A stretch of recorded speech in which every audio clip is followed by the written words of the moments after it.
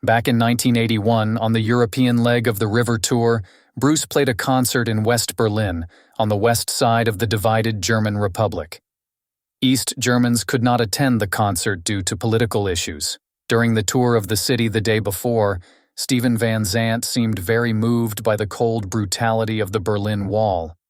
This experience would lead to him leaving the band in 1984 to further pursue his solo career, focusing on social and political activism.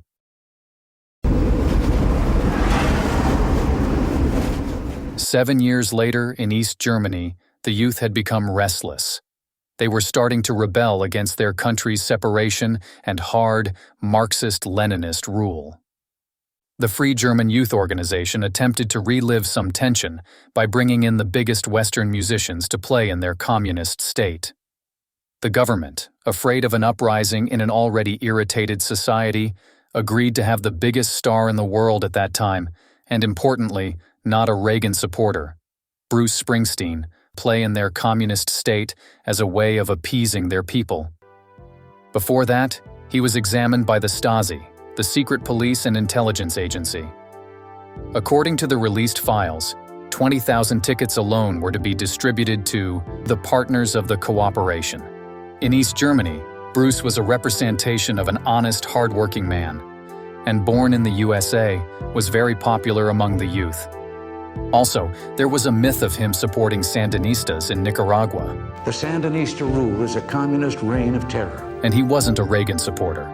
Bruce Springsteen seemed like a perfect choice for the event and a way of appeasing the people.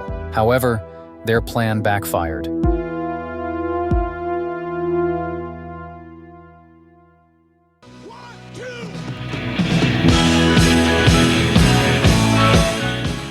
On July 19, 1988, the Boss was set to play on a dusty field next to a racetrack in the district of Weissensee. Hundreds of thousands of people gathered from all corners of East Germany to see him perform.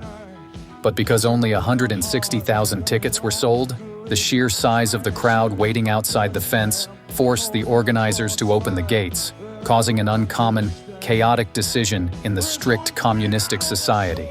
I don't give a damn for the same old played out scenes. I don't give a damn for just seeing betweens.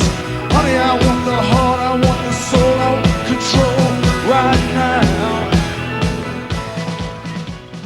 The rest of the country tuned in to the state-run Fernsehen der DDR channel, or the DT64 radio station, waiting for the man from New Jersey to come. Just don't come. Don't waste your time waiting.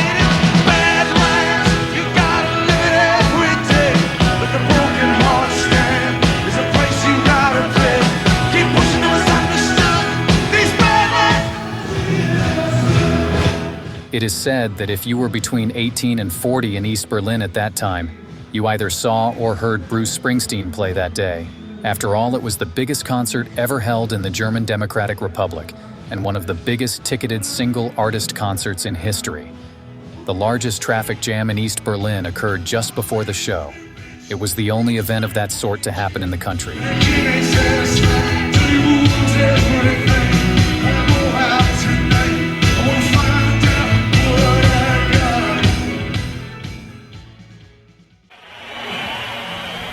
After finding out that the concert was labeled as a Konzert für Nicaragua, a communistic country at the time, Bruce got furious. His manager, John Landau, made it clear that his client would not do a concert for Nicaragua. So, in fear of losing the biggest star in the world, the Nicaragua im Herzen banners were torn down.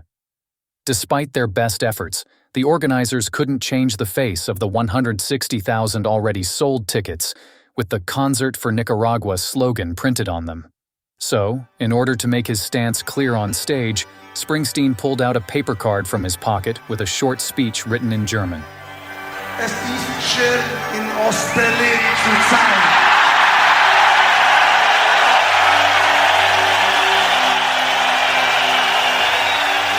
Ich möchte euch sagen, ich bin nicht der Führer oder gegen irgendeine Regierung. Ich bin gekommen, um Rock'n'Roll zu spielen für Ostberliner. In der Hoffnung, dass eines Tages alle Barrieren abgerissen werden. Ich danke euch.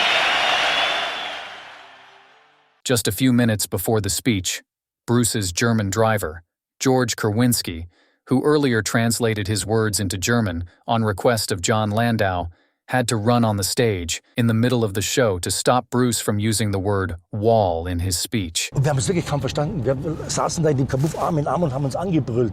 Und er immer wiederholt, Barrieren, Barrieren, ja okay, okay, okay. Still, the somewhat wobbly speech wasn't heard on state-run broadcasts due to a 2-minute delay designed in order to censor the singer's words.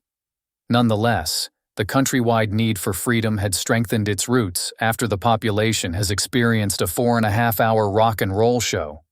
Bruce energized their desire for change by showing them a glimpse of freedom that they might have never experienced again. And as the inspired crowd roared, Bruce launched into Bob Dylan's Chimes of Freedom. The fire between sundown's face, hit me nice broken toe. We ducked inside the doorway, thunder crashing. 16 months later, on November 9, 1989, the Berlin Wall collapsed. It was a breaking point for the freedom-seeking people of Germany. When discussing who helped the cause of this historic event, 3 Americans can be mentioned: President John F. Kennedy, President Ronald Reagan, and a guitarist from Freehold, New Jersey, Bruce Springsteen. All 3 gave speeches, but while the first 2 were in the comfort of the West, the last went out on a dusty field in East Berlin and made a crowd of over 300,000 people chant,